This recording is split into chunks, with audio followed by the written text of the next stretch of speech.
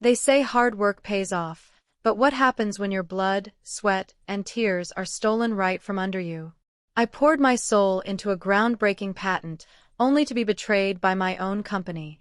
Fired for speaking up, replaced by my boss's nephew, yet my name remained on the invention that could have changed everything. This is my story of ambition, betrayal, and fighting for what's mine. Stick around. You won't believe how it ends.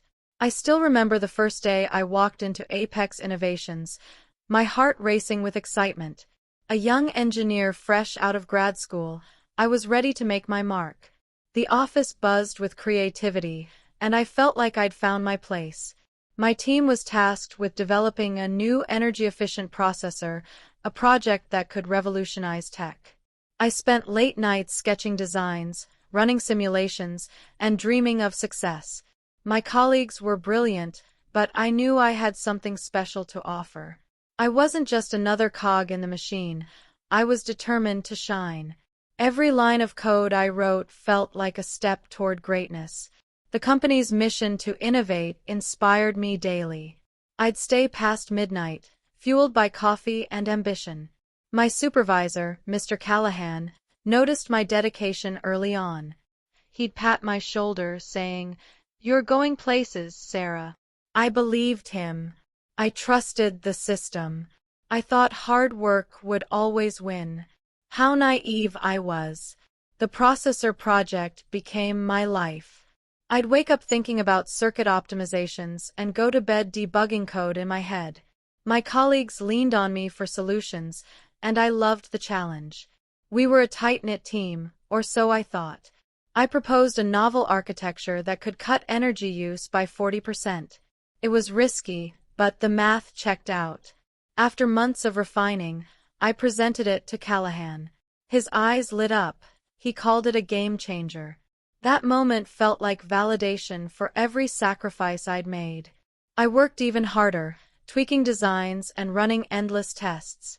My name was on every key document, every breakthrough memo. I was proud, maybe too proud.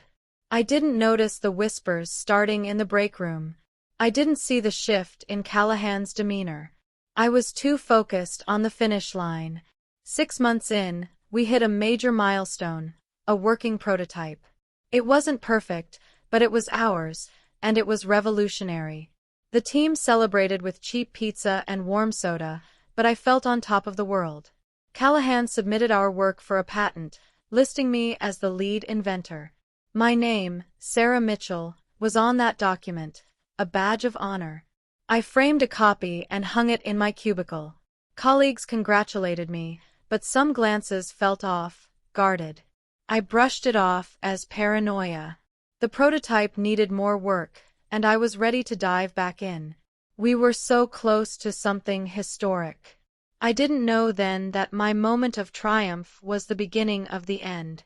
Callahan started holding closed-door meetings. I wasn't invited. The air in the office changed, and I felt it in my bones. One morning, Callahan introduced his nephew, Ethan, as a new team member. Ethan was fresh out of college, barely qualified, with a cocky grin that screamed entitlement.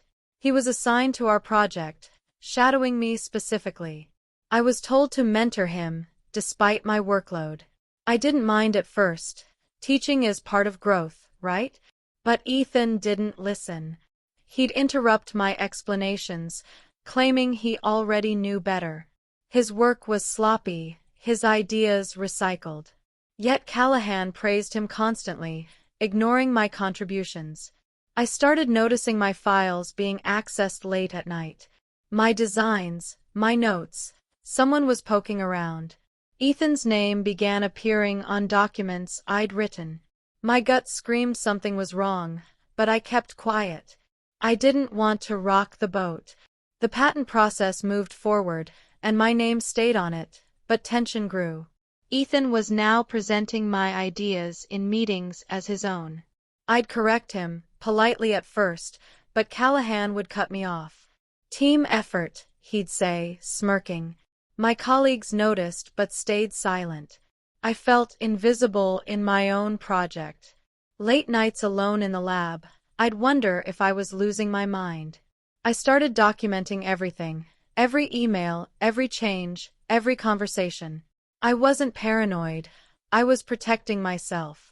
Ethan's role kept expanding, and mine seemed to shrink. Callahan stopped asking for my input. I was being sidelined, and I didn't know why. The patent was nearly approved, but my joy was gone. I felt like a ghost in my own story. Then came the bombshell. Callahan called me into his office one Friday afternoon. His tone was cold, his eyes avoiding mine. "We're restructuring the team," he said. "Your position is no longer needed." I was stunned. Fired? After everything? I asked why, my voice shaking. He mumbled about budget cuts and new directions. I pressed harder, mentioning the patent, my designs. His face hardened. "Don't make this difficult, Sarah." I left his office in a daze, my framed patent copy still in my cubicle. Ethan was at my desk when I got back, grinning. He'd been promoted to my role. My work, my ideas, handed to him. I wanted to scream, but I packed my things and left. That night, I couldn't sleep. My apartment felt too small, my thoughts too loud. I'd given Apex everything, years of my life, my best ideas. And for what? To be replaced by a kid who couldn't even debug code? I opened my laptop and reviewed my documentation. Every email, every timestamp, every draft. It was all there. My name was still on the patent, legally binding. They couldn't erase that. I started researching employment law, patent rights, anything to fight back. I wasn't just angry. I was determined. Apex thought they could discard me, but I wasn't done. The patent was my leverage, my proof. I contacted a lawyer the next morning. This wasn't over. My lawyer, Rachel, was a godsend. She reviewed my case and saw potential. "Your name on the patent is key," she said. "They can't claim Ethan invented it." We built a case for wrongful termination and intellectual property theft. I provided every document, every email, every late-night note. Rachel warned me it'd be a fight. Apex had deep pockets. But I was ready. I'd lost my job, my trust, my pride. I had nothing left to lose. We filed a lawsuit, alleging I was fired to silence my claim to the patent. The news spread fast. Colleagues messaged me, some supportive, some scared. Apex's PR team spun it as a mutual parting. I knew the truth, and I had the evidence. The legal battle was grueling. Apex's lawyers tried to bury us in paperwork. They claimed I was difficult and underperforming. I laughed at that. My performance reviews were stellar. Rachel countered every lie with my documentation. The patent was our trump card. My contributions were undeniable. Discovery revealed emails between Callahan and HR, plotting to ease me out before the patent finalized. Ethan's name was retroactively added to documents, but timestamps didn't lie. I felt vindicated, but the stress was crushing. Sleepless nights returned, now fueled by depositions and court dates. Friends urged me to settle, but I couldn't. This was about more than money, it was about justice. In court, I faced Callahan and Ethan. Callahan wouldn't look at me. Ethan smirked like he'd already won. I testified about every late night, every breakthrough, every moment I'd poured into that processor. Rachel presented my evidence, piece by piece. The judge listened intently as we exposed Apex's scheme. Ethan fumbled under cross-examination, unable to explain basic design choices. My design choices. The courtroom felt electric, every word a step toward truth. Apex's lawyers tried to paint me as bitter, but my work spoke louder. The patent still had my name, and no amount of corporate spin could change that. By the end of the day, I felt lighter. I'd told my story, and it was enough. The trial dragged on for months, each day a test of endurance. Apex's legal team was relentless, digging into my personal life for dirt. They found nothing but student loans and a clean record. I kept my focus on the patent, my anchor in the storm. Rachel uncovered more. Callahan had promised Ethan my job long before I was fired. It was nepotism, plain and simple. The evidence piled up, and Apex's defense weakened. Colleagues started speaking out, anonymously at first, then openly. They confirmed Ethan's incompetence and my contributions. The tide was turning, but I was exhausted. Legal fees ate into my savings. Doubt crept in. Could I really beat a corporation? But every time I saw that framed patent, I kept going. One day, a former teammate, Lisa, reached out. She'd left Apex after I was fired, disgusted by what she'd seen. She offered to testify about Ethan's plagiarism and Callahan's favoritism. Her courage gave me hope. We met over coffee, and she shared stories of others who'd been pushed out. Apex had a pattern of discarding talent for loyalty. Lisa's testimony was a turning point. In court, she detailed how Ethan had copied my work, how Callahan had ignored it. The judge's expression shifted. She was listening. I felt a spark of pride, not just for me, but for everyone Apex had wronged. This wasn't just my fight anymore. It was for all of us. The media caught wind of the case, and suddenly, I wasn't alone. Tech blogs ran headlines, "Engineer sues Apex over stolen patent." X posts exploded with support, some from strangers, some from industry insiders. Hashtag Justice for Sarah trended for a week. Apex's stock dipped slightly, and their PR team scrambled.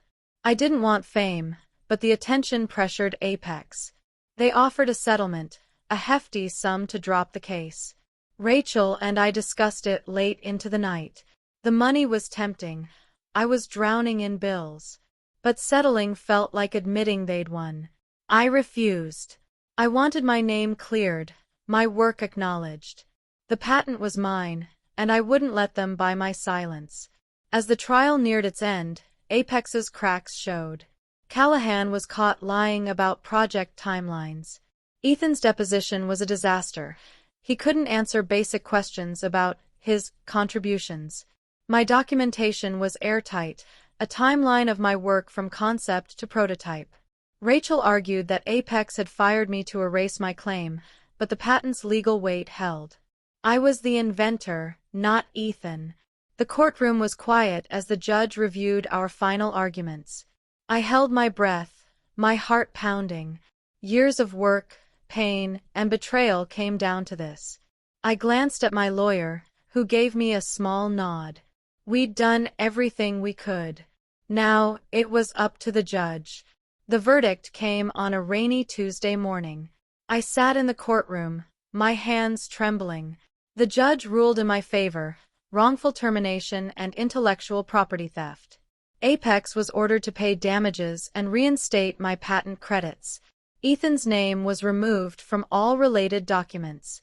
I exhaled, tears stinging my eyes. Rachel hugged me, whispering, "You did it." The courtroom buzzed as reporters scribbled notes. Callahan left without a word, his face pale. Ethan followed, his smirk gone. I felt lighter than I had in years. My name was still on the patent, and now it meant something. I'd fought a giant and won. The aftermath was surreal. Apex issued a public apology, buried in corporate jargon. They claimed to be reviewing internal policies. I didn't care. I had my justice. The damages covered my legal fees and then some, but the real victory was my name. Colleagues reached out, some apologizing for staying silent. I forgave them. Fear is powerful. Lisa and I stayed close, bonded by the fight. The patent was now in production, powering devices worldwide. Every time I saw one, I smiled. It was mine. I started consulting, helping other engineers protect their work. My story spread, inspiring others to speak up. I wasn't just Sarah anymore.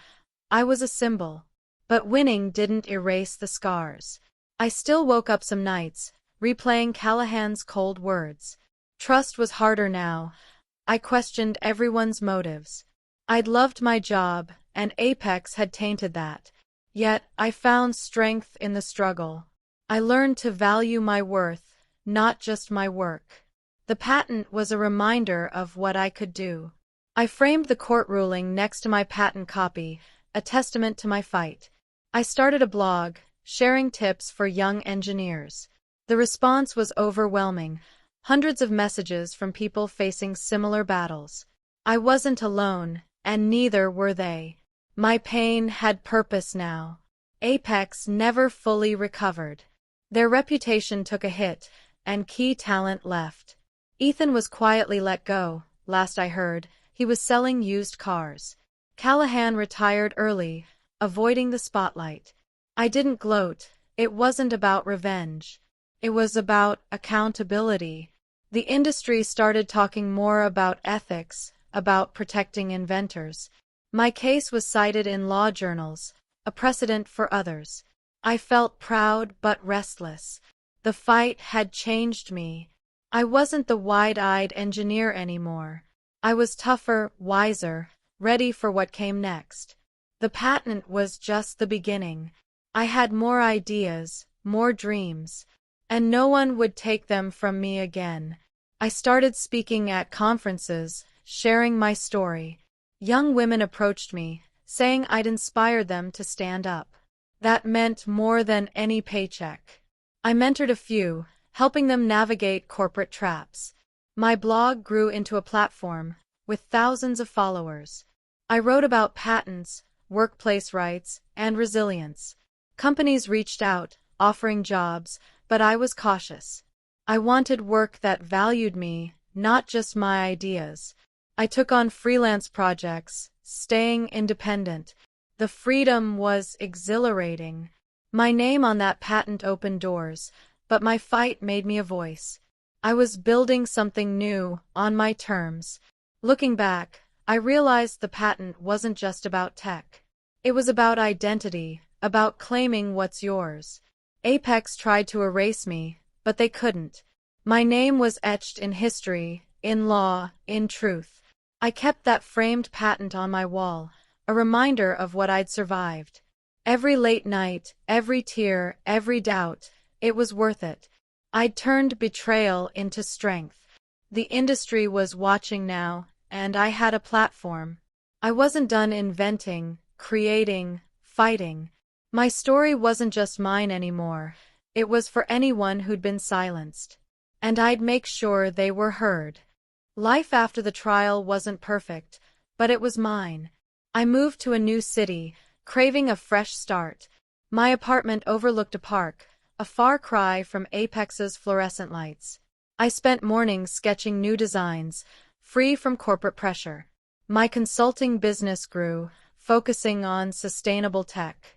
Clients valued my expertise, not just my name on a patent. I was rebuilding, piece by piece. Friends noticed a change. I laughed more, worried less. The weight of betrayal was fading. I still checked X for updates on Apex. Their stock never fully recovered. It felt like quiet justice. My blog kept growing, connecting me to a global community. I was no longer just an engineer. I was a storyteller.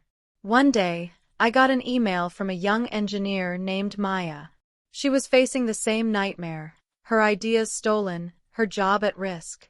I met her for coffee, listening as she poured out her fears. I saw myself in her, that same mix of anger and hope.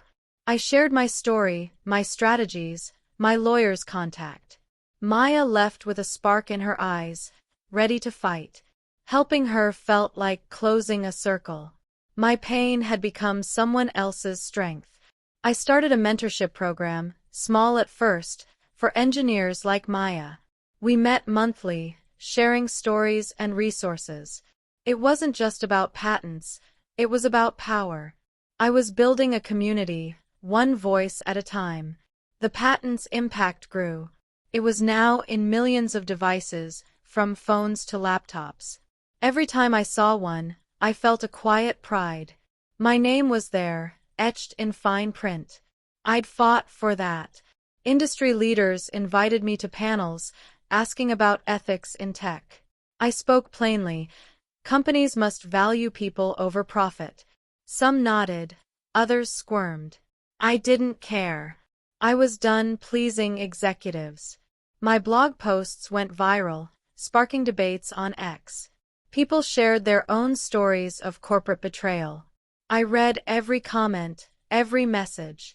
It wasn't just about me anymore. It was a movement, and I was part of it.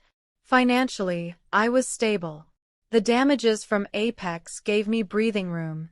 I invested in my business, hired an assistant, and expanded my mentorship program. But money wasn't the goal. I wanted impact. I started a podcast, interviewing engineers who'd faced similar battles. Each episode felt like a rebellion against silence. Listeners sent letters, thanking me for giving them courage. One wrote, "You made me believe I could fight back." I kept that letter on my desk. It reminded me why I kept going. The patent was my past. This was my future. I was shaping an industry, one story at a time. Sometimes, I'd revisit that framed patent, running my fingers over my name. It wasn't just a document, it was a battle scar. I'd think about Callahan, Ethan, the betrayal. It still stung, but it no longer defined me. I'd turned their lies into my truth. My mentorship program grew, with chapters in 3 cities. We lobbied for stronger patent protections, better workplace laws. Lawmakers listened. Some even cited my case. I wasn't a lawyer, but I was learning to navigate power. Every win felt like a nod to that young engineer who'd trusted too much. She was still in me, but now she was fierce. Apex faded from relevance, their name a cautionary tale. I didn't follow their downfall closely. I was too busy building. My consulting firm landed a major contract with a green tech startup. They valued my vision, not just my resume. I hired young engineers, giving them the support I'd craved at Apex. My team was diverse, hungry, and unafraid to speak up. I made sure of that. My podcast hit 1 million downloads, a milestone I celebrated with Maya and Lisa. We toasted to resilience, to fighting back. The patent was still mine, but now it was a symbol for others. I'd turned a personal victory into a shared one. I started writing a book, part memoir, part guide for engineers. It was hard, reliving the pain, but cathartic. I wrote about the late nights, the betrayal, the courtroom. I wanted others to know they weren't alone. Publishers were interested, and I signed a deal. The advance funded more mentorship chapters. I traveled to speak at universities, meeting students who dreamed like I once did. I told them to document everything, to trust their worth. Their wide eyes reminded me of my younger self. I wasn't just surviving anymore. I was thriving. My name on that patent was a spark, and now it was a fire. One evening, I got a call from Rachel, my lawyer.